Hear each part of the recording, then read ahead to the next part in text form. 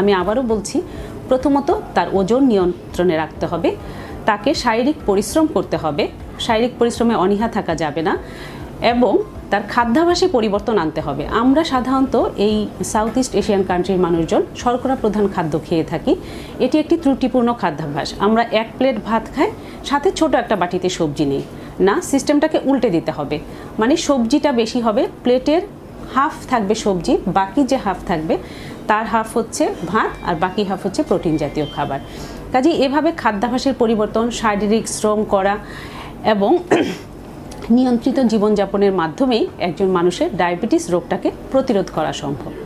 এখন এত কিছুর পরেও আপনার ডায়াবেটিস হয়ে গেল, তাহলে ডায়াবেটিস হওয়ার পরে এই ডায়াবেটিসটাকে নিয়ন্ত্রণ করতে হবে। কিভাবে আমরা তা নিয়ন্ত্রণ করব সেটা একটু খুব সহজে বলি। সাপোজ আপনার যখন ডায়াবেটিসটা হলো, এই রোগটার সাথে আপনাকে সারা জীবন বসবাস করতে হবে। দ্যাট মিনস সে আপনার একজন শত্রু। একজন শত্রুর সাথে যখন আপনাকে থাকতে হবে, তাহলে সে আপনার কী কী ক্ষতি করতে পারে এই জিনিসগুলো আপনাকে খুব ভালো মতো জানতে হবে।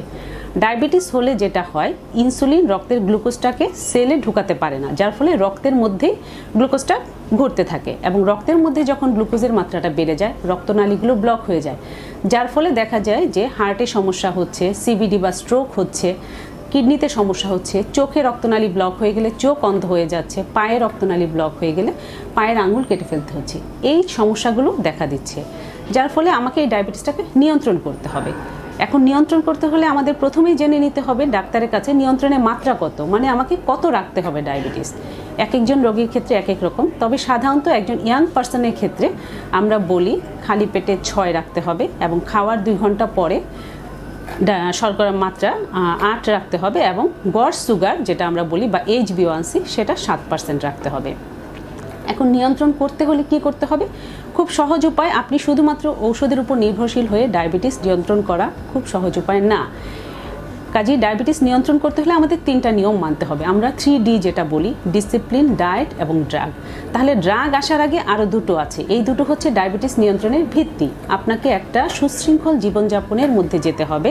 সুশৃঙ্খল জীবনযাপন মিন্স প্রতিদিন সকালে আপনি হাঁটবেন, এবং এমন না যে আপনি একদিন হাঁটলেন 3 দিন ঘুমিয়ে থাকলেন, বা একদিন অল্প হাঁটলেন আরেকদিন অনেক বেশি হাঁটলেন, তা না। একটা নির্দিষ্ট সময় প্রতিদিন আপনাকে হাঁটতে হবে, যে প্রতিদিন দৈনিক আমি 40 মিনিট হাঁটবো, এবং সেটা আনন্দের সাথে করতে হবে শারীরিক শ্রমটা। কেউ যদি হাঁটতে পছন্দ না করে, সে সাঁতার কাটতে পারে, সে সাইকেল চালাতে পারে। যেই শারীরিক শ্রমটাতে যে যেটাতে আনন্দ পাবে, তাকে সেই কাজটা করেই শারীরিক শ্রম করতে হবে। তারপরে হলো খাদ্যাভ্যাস। খাদ্যাভ্যাস সম্পর্কে আমি আগেই বলেছি, খাদ্যাভ্যাসে একটা পরিবর্তন আনা প্রয়োজন। খাদ্যাভ্যাসে পরিবর্তন মিন্স শর্করা খাবারটা পরিমিত পরিমাণে খেতে হবে। অনেক রোগীকে আমরা দেখা যায় যে বলে দেই যে আপনি 2 বেলা রুটি খাবেন। অনেকে হয়তো বা রুটি পছন্দই করে না, বা রুটি খেতে সে চাচ্ছে না। তার মানে কি তার ডায়াবেটিস কখনো নিয়ন্ত্রণ হবে না? না, তা না। তার ডায়াবেটিস নিয়ন্ত্রণের জন্য উনি যদি ভাত খায়, সেটা পরিমিত পরিমাণে খেতে হবে। উনি রুটির বদলে ভাত খেতেই পারে, সেটা কোনো সমস্যা না, কিন্তু সেটা একটা নির্দিষ্ট পরিমাণে খেতে হবে। আমি সাধারণত রোগীদেরকে যেটা বলি, আপনার বাসায় যে ভাতের যে প্লেটটা আছে, সেটাকে আপনি চেঞ্জ করে ফেলেন। মানে সাইজে একটা ছোট প্লেট নেন, একসাথে সবাই বসে টেবিলে খান। টিভি দেখে দেখে খাওয়া যাবে না, তাহলে অপরিমিত খাদ্য গ্রহণ সাধারণত হয়ে যায়। এই জন্য একসাথে টেবিলে বসে সবাইকে খেতে হবে, এবং সেখানে খাবারের যেটা বললাম, হাফ থাকবে সবজি, বাকি 1/4 হচ্ছে ভাত, আর 1/4 হচ্ছে প্রোটিন জাতীয় খাবার। এছাড়া ডায়াবেটিক রোগীদের আরেকটা বিষয় আছে, এসে বলে যে ম্যাডাম আমার তো রিজিক নষ্ট হয়ে গেল, আমার ডায়াবেটিস হয়েছে, মানে আমি আর কোনো ভালো মন্দ খেতে পারবো না। কথাটা সম্পূর্ণ ভুল। একজন ডায়াবেটিক রোগী আর একজন নন ডায়াবেটিক রোগী খাদ্যাভ্যাসে খুব বেশি কোনো পরিবর্তন নাই। যেমন ধরেন, একজন মানুষের আমরা খাবারের চার্ট যেভাবে বের করি, একজন নন ডায়াবেটিক পার্সনের হাইট ওয়েট অনুযায়ী উনি যেই পরিমাণ ক্যালোরি গ্রহণ করতে পারবেন, একজন ডায়াবেটিক রোগীও তার হাইট ওয়েট অনুযায়ী সেই পরিমাণ ক্যালোরি গ্রহণ করতে পারবেন। তবে ডায়াবেটিক রোগীর ক্ষেত্রে বা নন ডায়াবেটিক রোগীর ক্ষেত্রে সবার ক্ষেত্রেই আমাদের সাধারণত 6 বারে খাবারটাকে ভাগ করে খাওয়া উচিত। 3 বার মেইন খাবার, যেমন সকাল, দুপুর, রাত, এবং 3টা স্ন্যাক্স, যে সকাল 11টার দিকে একটা হালকা নাস্তা, বিকাল 5টার দিকে হালকা নাস্তা, এবং রাতে ঘুমানোর আগে হালকা খাবার। মানে একজন ডায়াবেটিক রোগী কখনোই রাত 12টার সময় তার ডিনার খেতে পারবেন না। উনি একটা নিয়মতান্ত্রিক সুশৃঙ্খল জীবনযাপনের মধ্যে আসলেন, তাহলে তিনি তার ডায়েট এবং ডিসিপ্লিনারি লাইফ যখন উনি লিড করবেন, ওনার ভিত্তিটা মজবুত হয়ে গেল। তারপরে যখন আমরা নিয়ন্ত্রণ হচ্ছে না, তাকে আমরা ড্রাগ বা ঔষধ দিব। সেই ঔষধটার মাত্রাটা নিয়ন্ত্রণ করবে ডক্টর, কিন্তু তাতে সহায়তা করতে হবে রোগীদেরকে।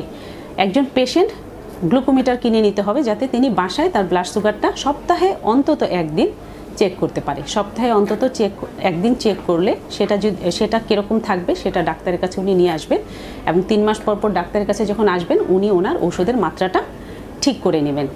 এভাবে একজন রোগী তার ডায়াবেটিসটাকে সম্পূর্ণরূপে নিয়ন্ত্রণে রাখতে পারেন। এখানে ডাক্তার শুধুমাত্র তাকে সহায়তা করবেন, তাকে গাইড করবেন, কিন্তু সম্পূর্ণ কাজটাই পেশেন্টকে করতে হবে, কারণ তাকে এই রোগটা নিয়ে সারা জীবন বাস করতে হবে। সুতরাং এই ডিজিজটাকে নিয়ে সারা জীবন যদি থাকতে হয়, তাহলে এই ডিজিজটা কোনভাবে কোন জায়গায় কী ক্ষতি করছে সেগুলো জেনে তার নিয়মকানুন মেনেই একজন রোগীকে সুস্থ স্বাভাবিক জীবনযাপন করা সম্ভব। একজন রোগী যদি তার ডায়াবেটিস সম্পূর্ণরূপে নিয়ন্ত্রণ রাখতে পারে, তাহলে একজন নন ডায়াবেটিক রোগী এবং ডায়াবেটিক রোগী একই সময় সুস্থ জীবনযাপন করা সম্ভব। ধন্যবাদ।